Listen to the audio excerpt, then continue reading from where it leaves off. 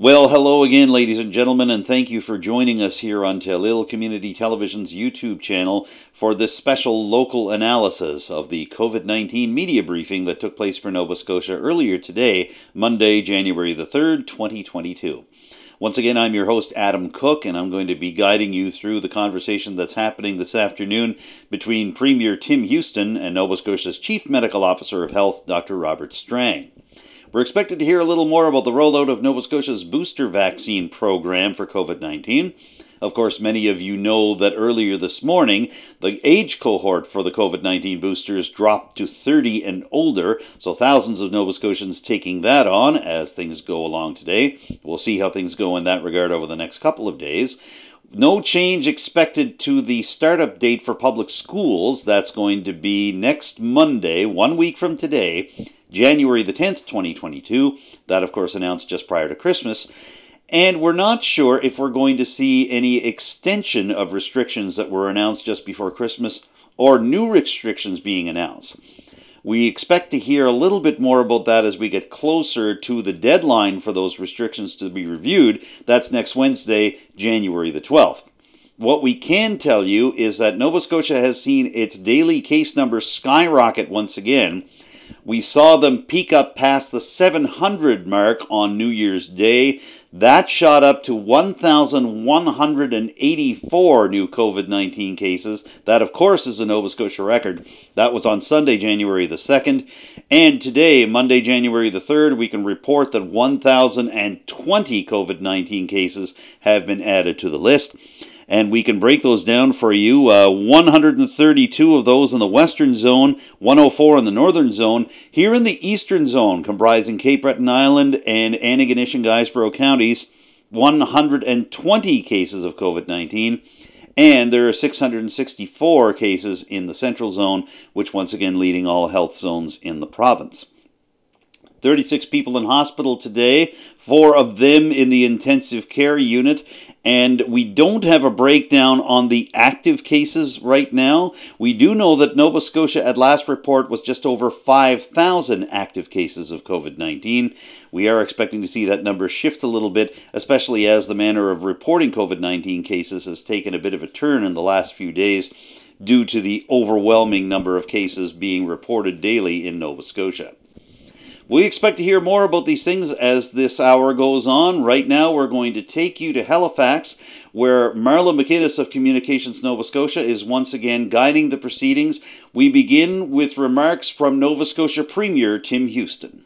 Good afternoon. Today, we're going to talk about developments around boosters. We're going to talk about hospitalizations, and we'll talk a little bit about where we're going from here. So let's start with the hospitalizations. There are 36 Nova Scotians in hospital with their admission related to COVID. 5 of those 36 were hospitalized before the Omicron outbreak.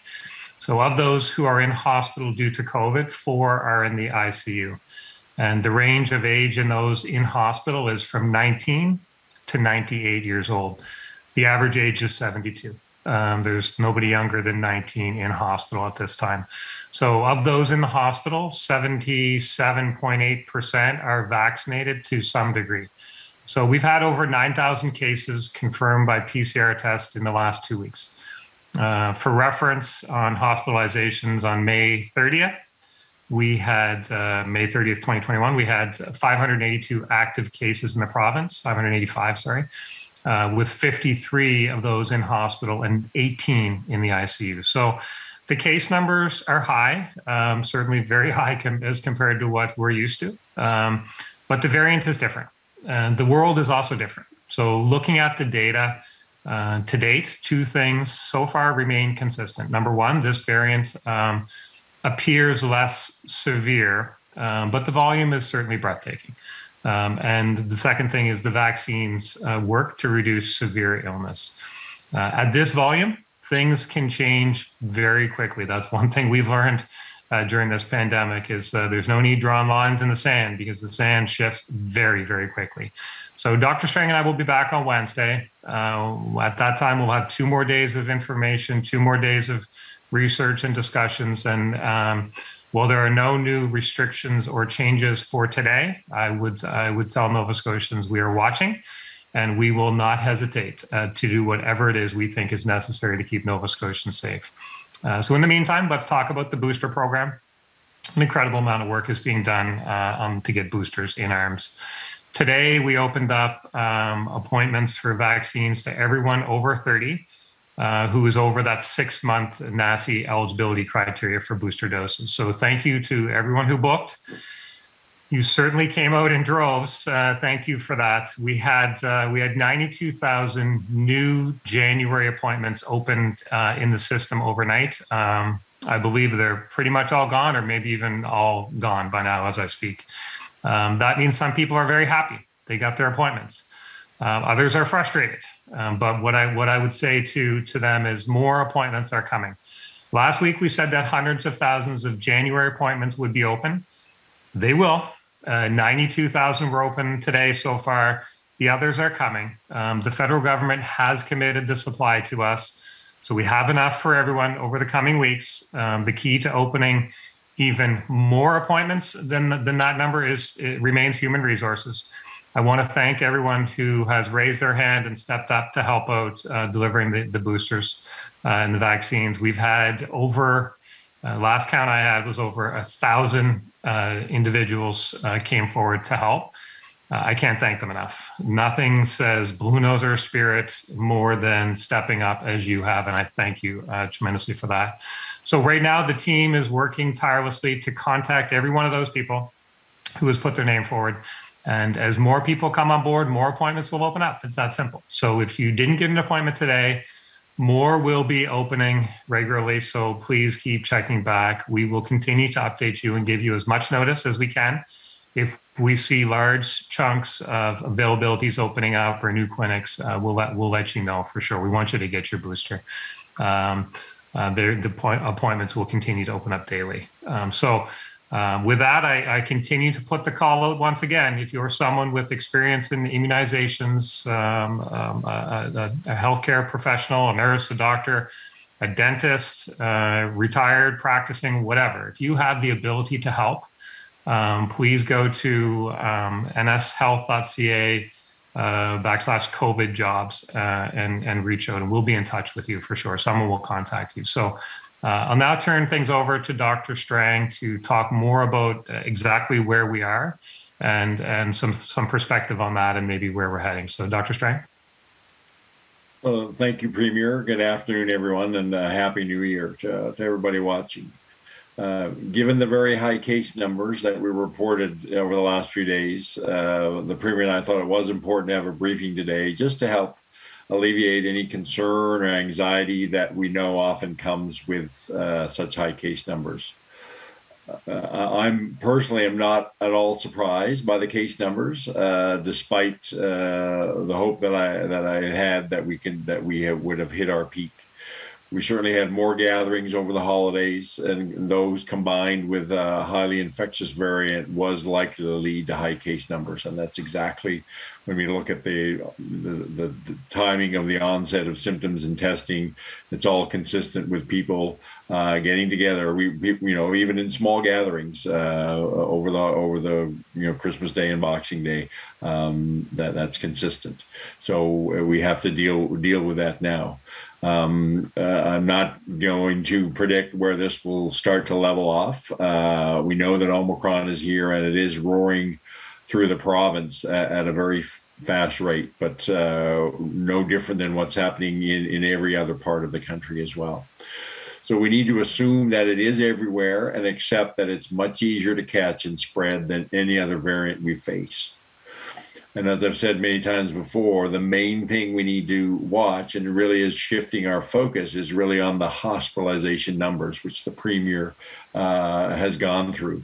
We still have our, while we watch the hospitalization numbers very closely, but the rate at which they are climbing compared to the amount of COVID we have is very much at a lower rate, and it's a positive sign that our ICU numbers, even though our overall hospitalizations is increasing moderately, that our ICU numbers are remaining very low and stable.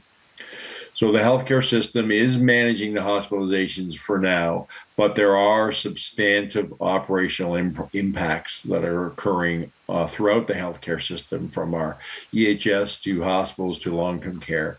And these are really from the hundreds of staff that are off because they are positive or isolating because they've been identified as contacts. And that's something I know everyone is worried about, not having enough staff and the right staff with the right training to care for those who are sick and vulnerable. And this is not just in healthcare. There are operational impacts that are occurring in most other sectors as well. Right now, people are required to isolate for 10 days if they have COVID and close contacts. Depending on their situation, have to isolate for multiple days and have negative tests. There is evolving new evidence in isolation times that the public health is assessing right now, yesterday, today, and we'll have some final recommendations tomorrow that we'll be able to say more about at our briefing on Wednesday. We are in the most difficult stage of the pandemic yet.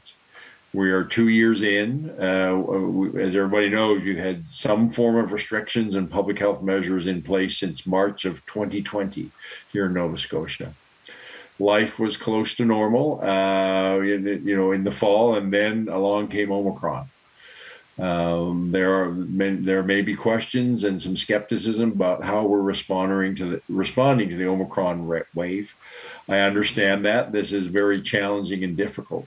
And it's quite likely that almost all of us have either had COVID, know someone who's had it, or been impacted as a close contact. Many of you may be thinking, and I've heard this sentiment out there, that no one is very sick, no one is dying. Why can't we just let this go and move on with in our lives? We could. That's certainly an option, but that's not one that I would recommend at all at this time, not yet. For most of us, the risk is low, but for some of us, the risk remains very high. And we need to think about people who can't get the vaccine, people who are already sick from other diseases or conditions or immune compromised, and older Nova Scotians. It's still very clear that the single biggest risk factor for severe disease is increasing age. We also need to think about the healthcare workers who will be caring for all these people. What if too many of them get sick? What happens then? So the things we have in place now will protect those who are most vulnerable in our healthcare system. But as you've heard me say before, it's about balance. Right now, we can't justify a stricter lockdown, but nor can we justify throwing the doors wide open. We can accept a fair degree of spread of the virus to allow us to continue to do some of the things that protect our mental and emotional well-being and minimize financial impacts, such as seeing small groups of close family or friends, going to the gym, attending school. However, we also have to work together to slow the spread of the Omicron variant to protect vulnerable people in the healthcare system. So we all need to step up and strictly follow the personal protection measures that are in place. I am hearing concerning stories about people's, feeling complacent because, well, nobody in their life has been severely sick, so what's all the big deal? It's about, as always, doing what's necessary to protect those who are most in need of our help and our protection for them. So stay home if you're sick with cold or flu-like symptoms. Wear your mask and wear it properly. And just a reminder, now we're recommending as a minimum that a 3-layered cloth mask, properly fitted and worn, is the type of mask you should be looking to use in the general public. Keeping physical distance where required and limiting your close social contacts also remain very important. And I would be remiss if I didn't mention the most important thing that we can do to protect ourselves and others, and that's vaccination. The Premier spoke about our booster dose rollout, and I do want to also thank the team for what's been accomplished so far. And I'm also proud that so many Nova Scotians have stepped forward to help with this vaccine program and build capacity, both those who can immunize and those who can help in other ways. And we'll need more people to come out in the days ahead to get the vaccine that we have into people's arms as quickly as possible. And again, I'm also proud that Nova Scotians are yet again prepared to do what it takes to fight COVID-19. The evidence is clear that vaccination reduces severe illness and death from the virus and is critical to protecting ourselves and others. Don't let anybody tell you otherwise.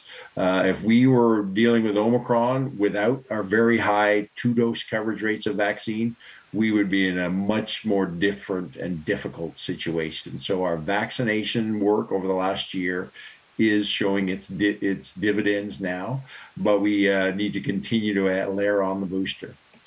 We can't just vaccinate our way out of the Omicron wave. We have all the other measures that I've mentioned. But as I said, our vaccination rate is one of the key reasons why now, despite high rates of Omicron, we have very low rates of severe disease. So the vaccine is working and it is protecting us. And getting a booster dose will maximize your protection.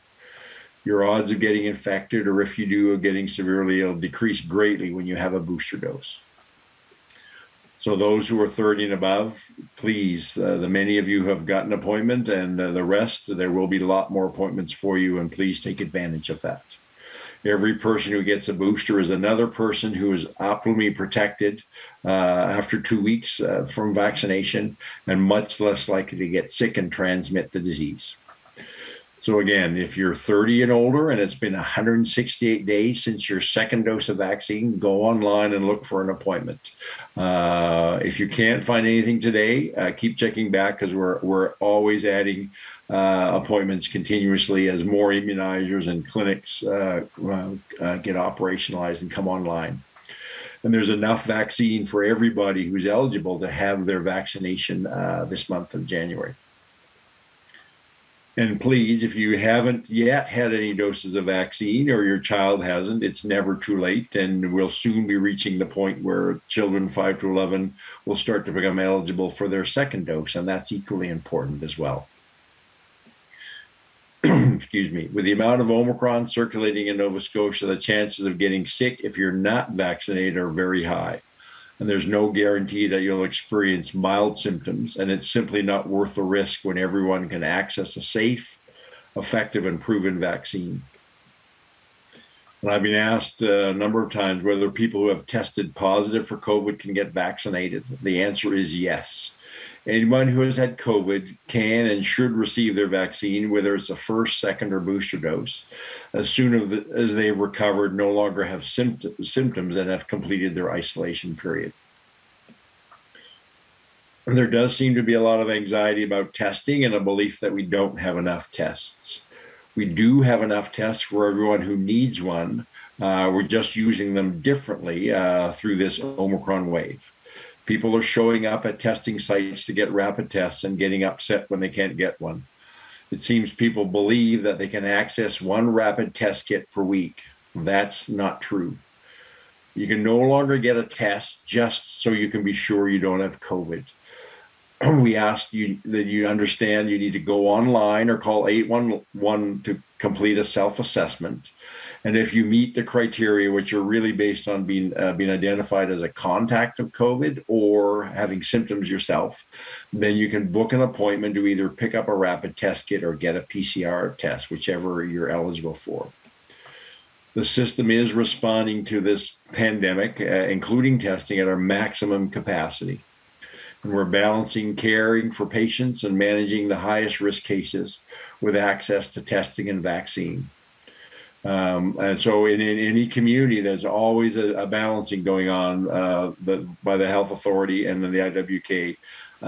So when we need increased access to testing or vaccine, or there's surge in care demands, NSHA is always adjusting their resources to respond to the greatest of their ability. So please know that we are closely monitoring the different demands, and when we see adjustments and more resources are needed in a certain area or in a certain area of focus, like access to testing in Cape Breton right now, for example, the health system will respond and respond quickly. And I want to end today by reminding people that we are Nova Scotia strong. January will be a tough month, and I expect that the Premier and I will have some more hard decisions to make. Omicron is pushing us to the limit and creating a difficult balancing act between controlling the virus and limiting the significant impacts of restrictions. None of this is easy, and we need every Nova Scotian, including us, the Premier and myself, to be at their best. Let these challenges bring out our finest qualities for all to see. We will get through this. Pandemics do end, so we will get through the pandemic. But let's get through it by working together, caring for one another, and treating one another with kindness and respect. The challenges we are collectively facing are manageable, and they are temporary. But the legacy we leave with our response will be permanent. Back to you, Marla. Thank you, Dr. Strang. Thank you, Premier. We'll now take questions from media in the amount of time that we have. We'll do one question and one follow-up and begin with Sarah Plowman with CTV. Go ahead, Sarah. Hi, Dr. Strang, you said that right now we can't justify a stricter lockdown or justify keeping the doors wide open. Can you give us a sense of what would justify a stricter lockdown? There are a lot of viewers who are asking us, well, why aren't we doing more to restrict this given other provinces are, and we're not immune to this? So I think we continue to look at a number of factors. What is our disease? But most importantly, we look at our hospitalization. What are we seeing in terms of the impacts on our hospitals? And that's the key metric to say, how do we navigate our way through this by keeping the rate of disease and especially the rate of severe disease within the capacity of the healthcare system. So much of this is about not stopping the spread, but it's slowing down the spread so all the cases don't happen in a very short period of time. And we're still there. We are well within capacity of the healthcare system.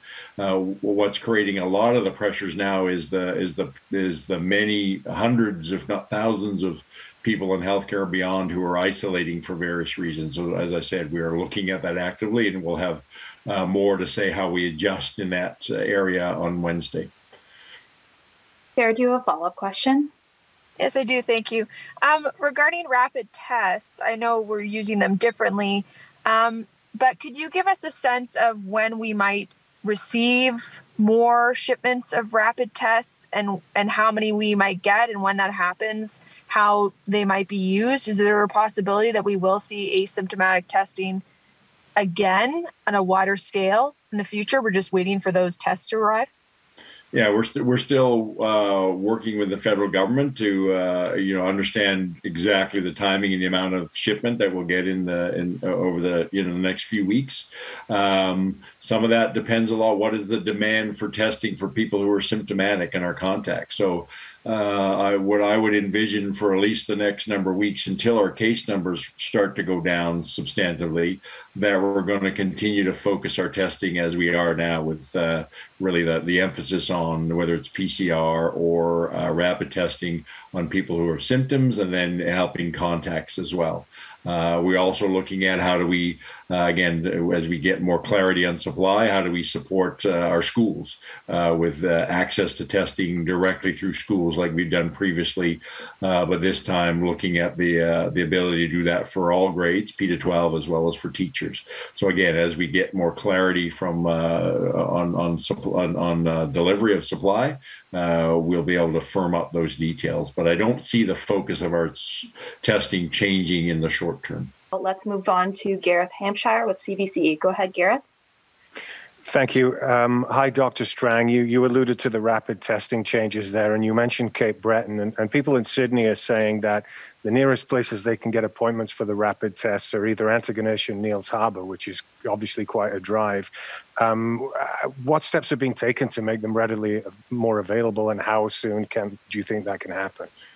Yeah, there are actually, I believe, 3 right now existing sites in the Sydney area for access to rapid tests, and we're ramping up supply and hours for appointments very quickly to address those concerns. As you know, there's been a surge of cases in that part of the province. So, as I mentioned in my remarks, we continue to monitor these things and be as responsive as we can. But we also need people to help us out.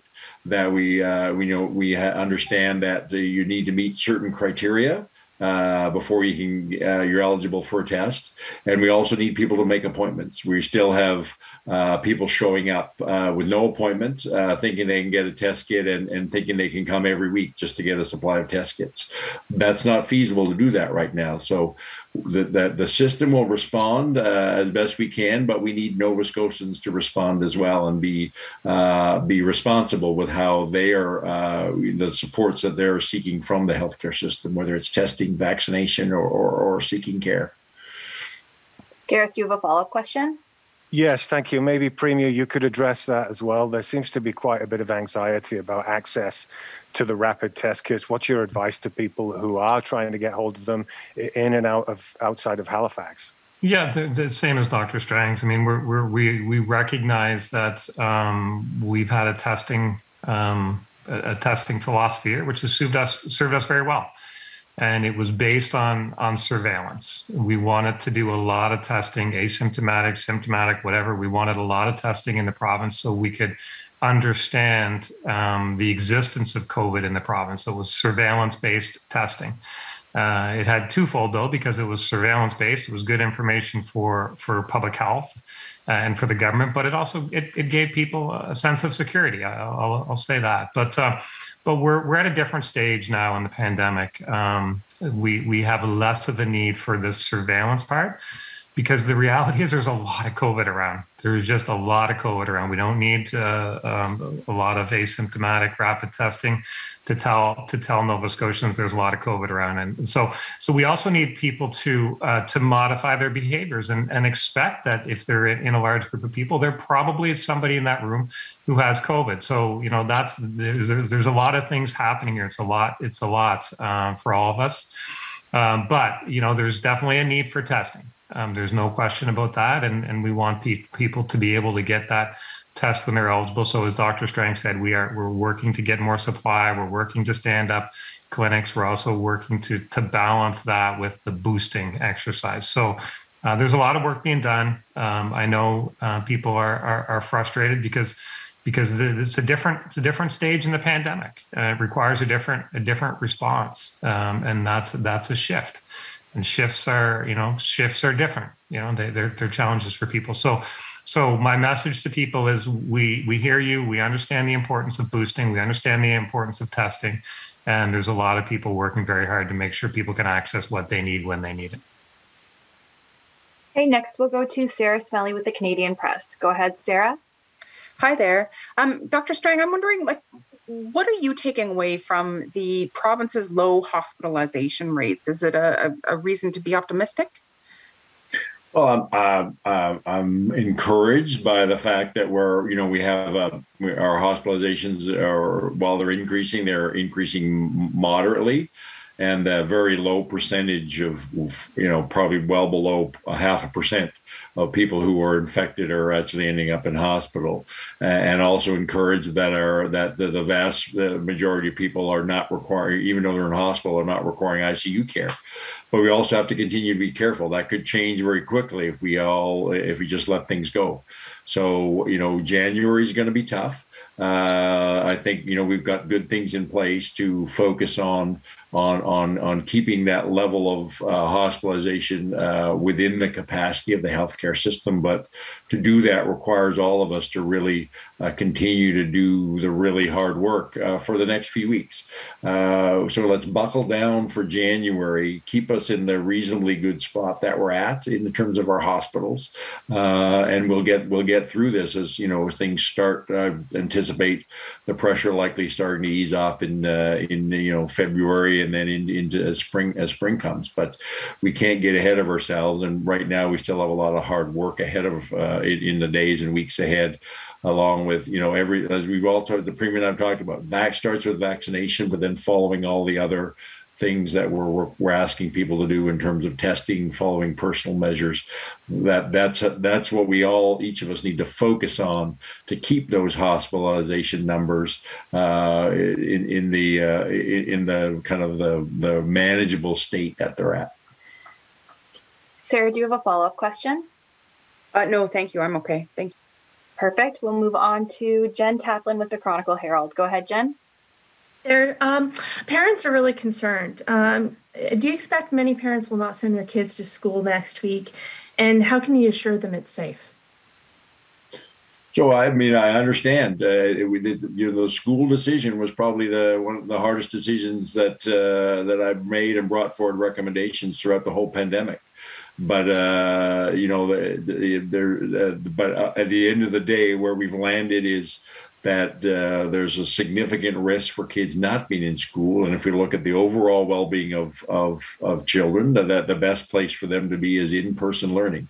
I recognize that each family has their own unique circumstances. So, but I do know that the education system has well-established processes in place that if there are individual students that for whatever reason can't be in school, that there are ways for them to get the support from the education system. And we'll be talking more on Wednesday about this. We're putting in, as we've had previously, multiple layers of protection around, keeping kids in classroom cohorts, minimizing movements around the school, limiting external visitors. But it starts with if children or teachers, or if they're sick, they need to stay home and not be in school.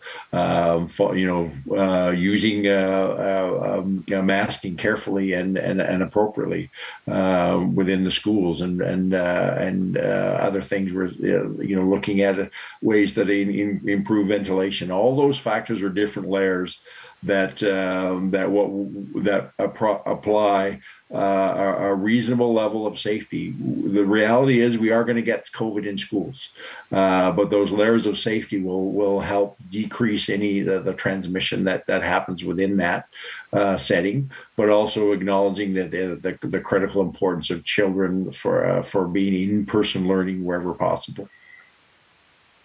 Jen, do you have a follow-up question? I was just curious, how many people have stepped forward in the past week to help with the vaccination clinics, and how many more are needed? I don't have a specific number on that. I mean, the more the better. I was asked at the last briefing, we continue to get more and more people stepping forward, whether it's immunizers or other functions in clinics, and we'll take everybody that we can. So if you're interested, you can go online to the Nova Scotia Health COVID website, where there's a place both for people to volunteer for both, either whether it's immunizers or many of the other jobs that are necessary for our mass clinics. Just on that, we've had over 1,000. We can get you the exact number, but it was over 1,000 last time I checked, and I know people were still expressing an interest to me. So at the moment, people are contacting those people and just making sure that we get the right skill sets. So, but over 1,000, we can get a better number for that though if you need one. Okay, we'll go to Tim Bousquet with the Halifax Examiner. Go ahead, Tim. Hi, good afternoon. Dr. Strang, you keep saying that instead of daily case counts, we should be focusing on hospitalizations. But generally speaking, we're not getting that data.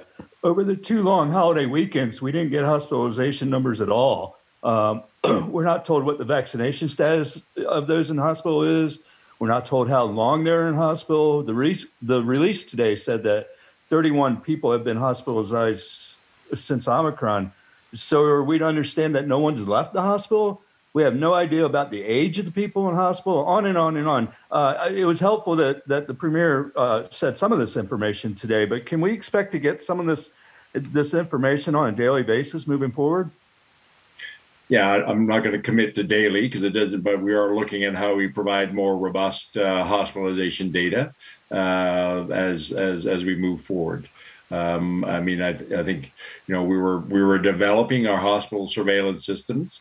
I hope you can appreciate that we, in the midst of the Omicron, we have people who've been working for 2 years, and I was trying to get some people a little bit of time over the holiday period, so we only focused on what was critically essential. Now we're back, and you can expect to see more robust hospitalization data moving forward. Tim, do you have a follow-up question? I do. On that, that's good to hear, and thank you. On that, I just want to ask it more pointedly. 31 people have entered the hospital because because of COVID since Omicron? Again, have none of them left, or are there short stays and they're being replaced? What's the situation there? So we'll get more. I mean, their average length of stay is some of them are in the emergency room and then they aren't admitted. Others are in there for a few days. So there is some turnover, but our overall numbers are staying well within our capacity. So again, we'll have more robust breakdowns of that as we move forward. Next, we'll move to Adrian Blanc with Radio Canada. Go ahead, Adrian. Good afternoon. Premier Houston, how confident are you that the schools will be able to reopen, considering that we can see that more and more people are close contact and have to isolate temporarily? And what kind of measures can we expect to be announced before the schools reopen in January? Yeah, I mean, as confident as you can be with anything in the middle of a pandemic where things change very, very quickly. But, Dr. Strang spoke to the fact that we believe the best place for our students is in schools. So we will take every step we can to make sure that that they're safe in the schools. That includes masking. We're looking. I was asked last time about the ventilation systems. We're looking at that. We want parents to know that their children will be safe in school, and that and we want the teachers to know that they'll be safe in school. So we'll take the steps. But if things change and we have any concerns whatsoever, then we'll change. We'll move with it. So we've got school in-person learning is scheduled to start a week from today. And we got a press conference on Wednesday. We'll continue to look at the data. We'll continue to have discussions. But if we feel confident that school can be opened in person safely, then we will open it in person. If we have other data or other concerns, then we'll make an adjustment. And we'll speak more to that on Wednesday as it gets closer. Adrian, do you have a follow-up question? Yes, a question that I think could be for you both. We can see that Ontario has implemented, again, stronger restrictions. How is Nova Scotia different from Ontario in that regard?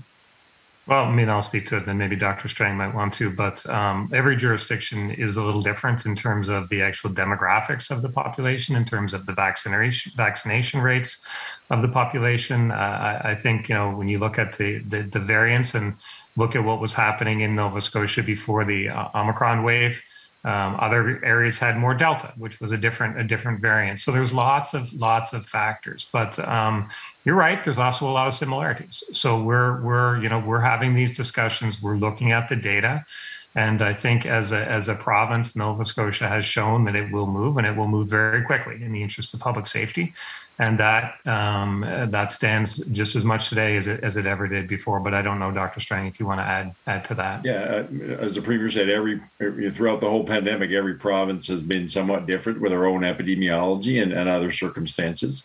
We have fairly strong measures that are in place at least until January 10th, and I fully expect that they will be extended. We'll need to extend those beyond January the 12th.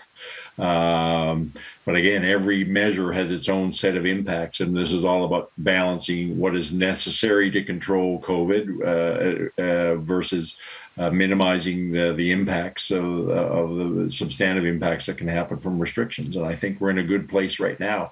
Again, it's not about stopping the spread of COVID so much as it's about slowing down its spread. So the impacts, which will occur and we'll get out of this, but we got to spread out those impacts over a period of time that are within the capacity of our healthcare system. And so far, I think we're doing a good job of that. But we continue to watch things very carefully and course correct if necessary. But at this point of time, I have not felt the need to bring forward recommendations to strengthen restrictions. But I think fair warning for Nova Scotians that extension of the existing restrictions is quite likely to be coming. Next, we'll go to Nicole Sullivan with the Cape Breton Post. Go ahead, Nicole. Thank you. Dr. Strang, this is for you. I'm just, you touched a little bit on Cape Breton. It's extremely difficult in Cape Breton to even get appointments to pick up rapid testing anywhere on the island. I've spoken to healthcare workers, both hospital, both long-term care facility, who've had symptoms since Thursday and Friday, still unable to get an appointment to be able to get their tests. So, I know you urge that it's important to not just show up, but these people, they can't get their tests, they're symptomatic. So I'm wondering, why is the system set up so that you can only book for 3 days in advance? And why can't somebody like a continuing care assistant or a hospital worker pick up tests from their employers? So we are focusing on our workplace testing strategy. We are continuing to provide rapid tests through what we call high-risk workplaces, such as healthcare settings and long-term care facilities and other kind of congregate living settings. So that is still available. There's been, in just in the last 3 days, a increase in cases in the Cape Breton area. So, as I said, the health system is rapidly adjusting, redeploying supply, and opening up appointments and other opportunities to address that increasing demand as quickly as possible. Nicole, do you have a follow-up question? Yeah, I do. Thank you. So I'm wondering, when it comes to the rapid tests versus the PCR tests, I know through our health system, we're recognizing the rapid tests as being accurate tests. Yes, you have COVID. If somebody has a rapid test, but they develop long COVID symptoms, how much is that test going to be accepted outside of public health and NSH for, say, long-term or short-term disability claims through insurance companies?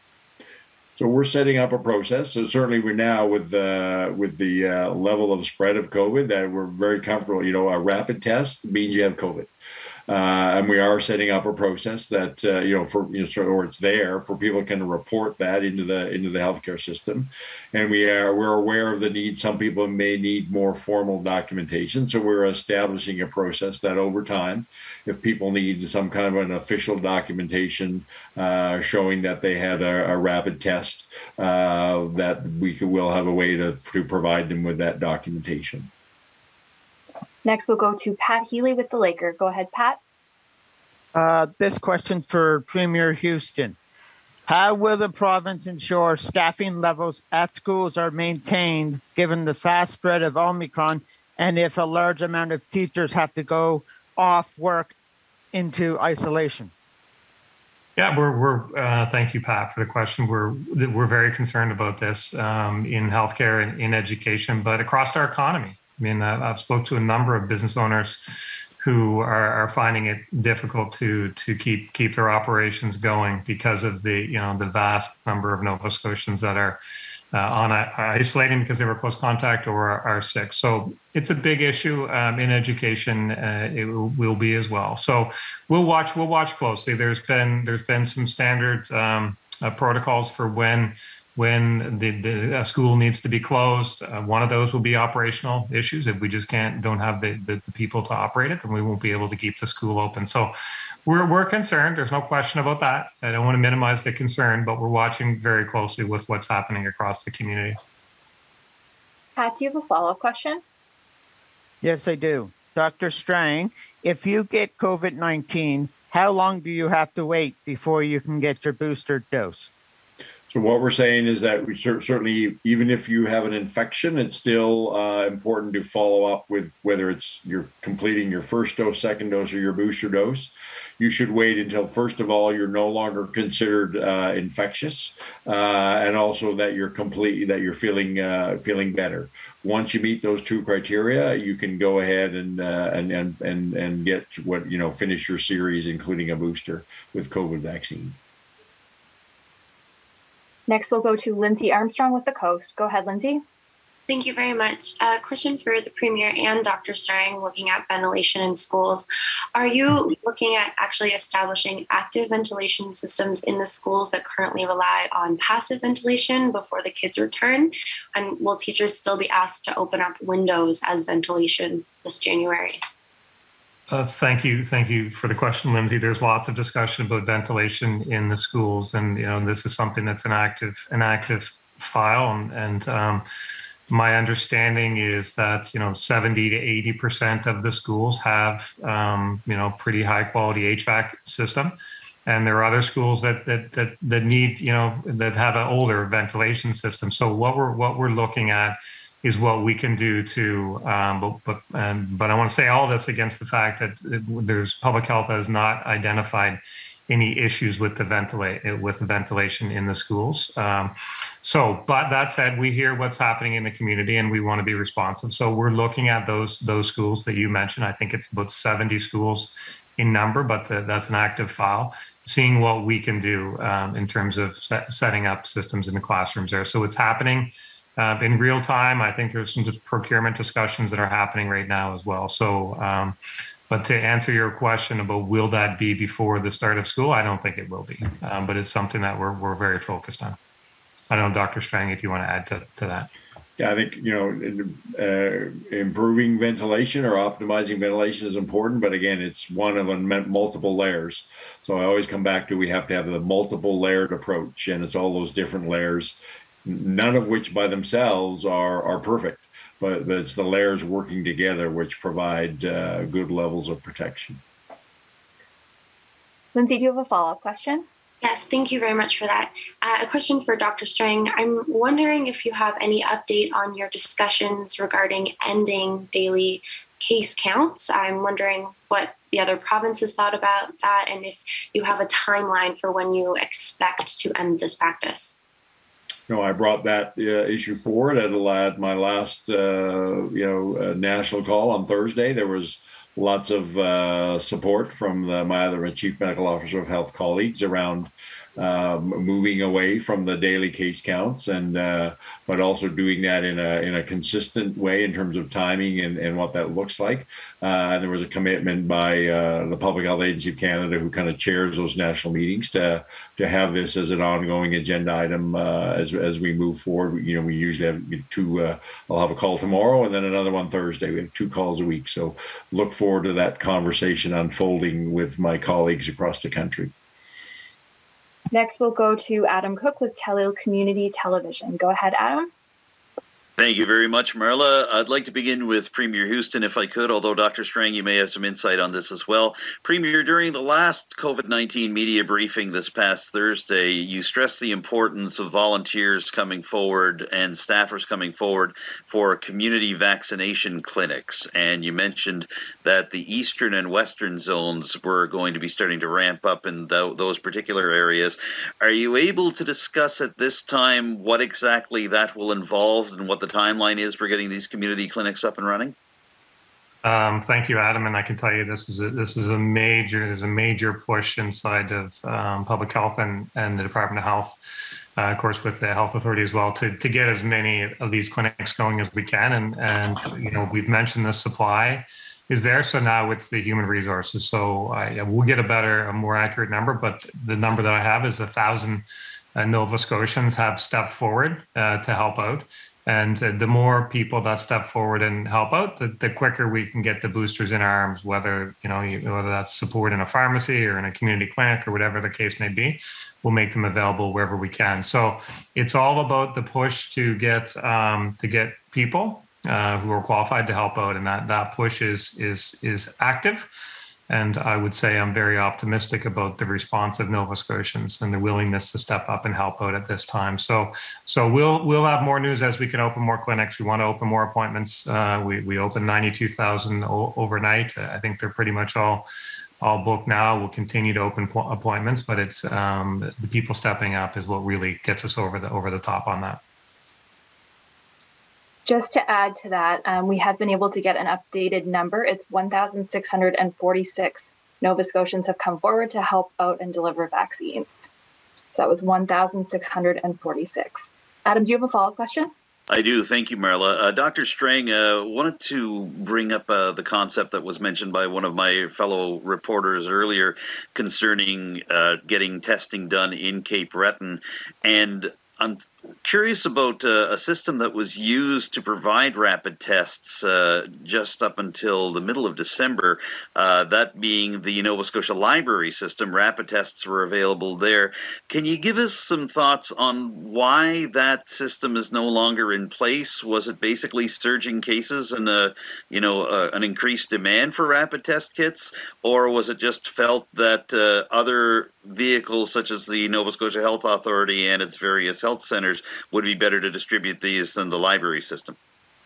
So it was both a combination of the surge in cases and prioritizing our testing in certain areas, as well as we'd had some decreased supply, which we're actively replenishing. We still, as we get more supply, we may go back to looking at libraries as an access point. As I said, there's active discussions going on around how we, especially in our more rural communities, how we make sure that there's reasonable, close in terms of geography, access to rapid testing. Being able to get people get rapid testing kits. So we haven't ruled out that we may not use libraries as part of that as we move forward. Again, a number of initiatives that we're looking at, and it comes back to what's feasible given our focus of testing, and also what's the supply that we have available. Next, we'll go to Lois Ann Dort with the Guysborough Journal. Go ahead, Lois Ann. Yes, hello, good afternoon. I have only one question today, no follow-up. Is there a hospitalization threshold that will trigger more restrictions, such as a percentage of all active cases? Thank you. No, as I've said many times before, we don't, there's a number of data pieces and contextual pieces that we look at to make decisions. There's not one specific number or threshold that, in terms of hospitalizations, that if you hit that, then you have to increase restrictions.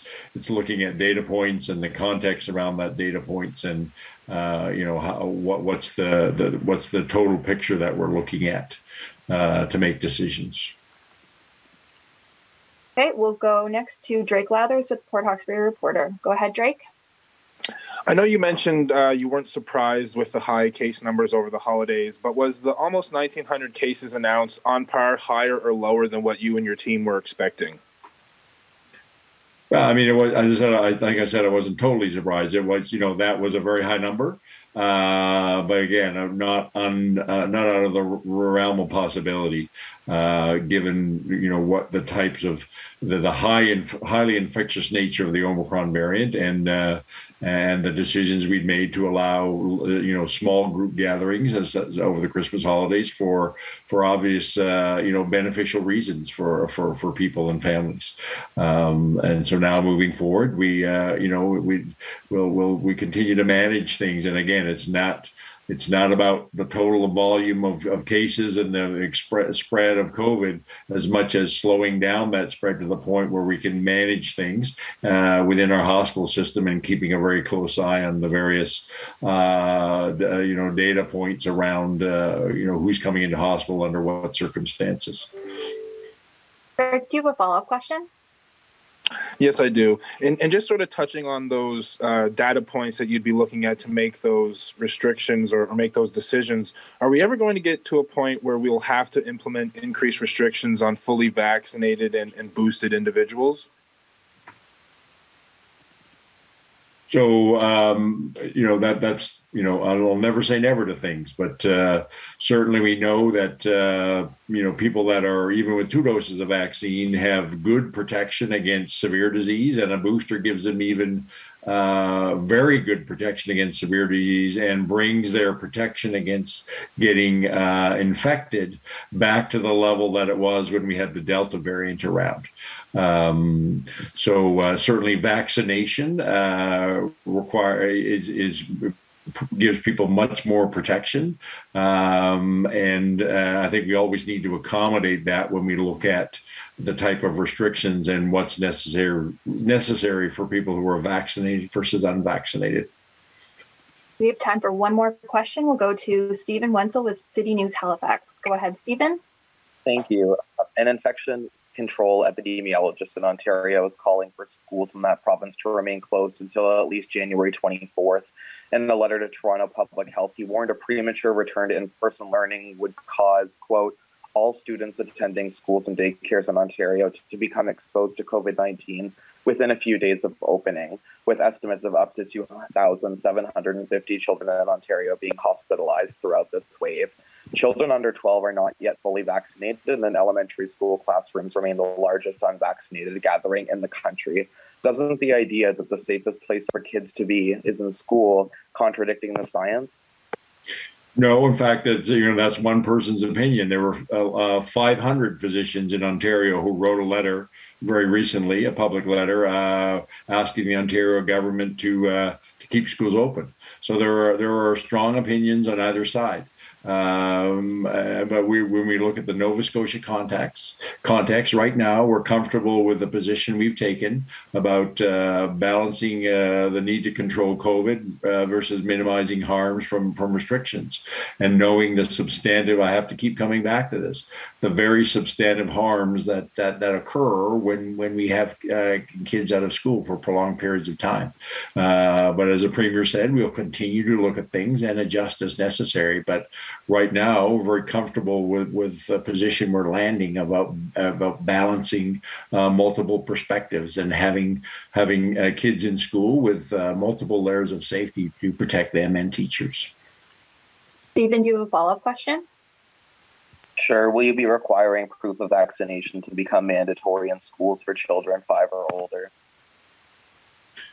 No, we have not at this point contemplating proof of vaccination for 5 to 11-year-olds, and we've always said that proof of vaccination would not apply regardless of age for essential or access to essential services like healthcare, and I would consider education up there as essential as healthcare for children. And that's all the time we have today. Go ahead, Premier.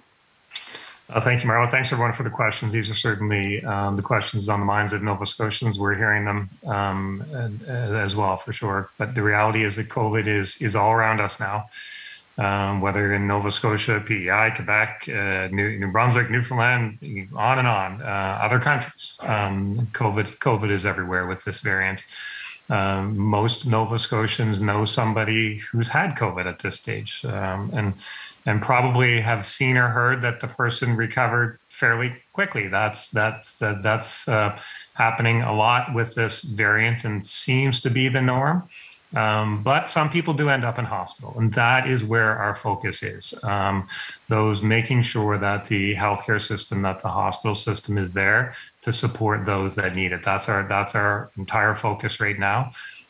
So we're watching that very closely. So I thank all those Nova Scotians during the holiday season. I know it was tough to limit the groups and to miss some of the traditions of the holiday season, particularly around being around extended family. It's really tough, and I really thank you for stepping up and doing what public health asked of you. I can't thank you enough for that. You're taking responsibility for your own actions to protect your community and to protect those around you. So thank you for doing that. We'll continue to add booster appointments. We'll continue to look at the science. We'll continue to understand the impact of COVID on Nova Scotia in our demographic, in our population. We're watching very closely, and public health and myself and our team we will act very quickly as necessary. We have one goal, and that's the safety of Nova Scotians. So thank you for your time today, and we'll see you all on Wednesday. Thank you. And that wraps up this afternoon's COVID-19 briefing for the province of Nova Scotia. Dr. Robert Strang, Nova Scotia's Chief Medical Officer of Health, and Premier Tim Houston just wrapping things up there a moment ago. A couple of big takeaways coming from this particular media briefing. First of all, Dr. Strang saying openly that the province could be looking at extending the current restrictions. In addition to the possibility of adding new restrictions, they may go beyond the deadline of Wednesday, January the 12th, with the current round of restrictions, depending on how case numbers go. As we mentioned earlier, booster shots now available to people 30 and over, Premier Tim Houston making the call once again for people to join on a volunteer basis to help staff community clinics, including community clinics that are going to be set up here in the Eastern Zone.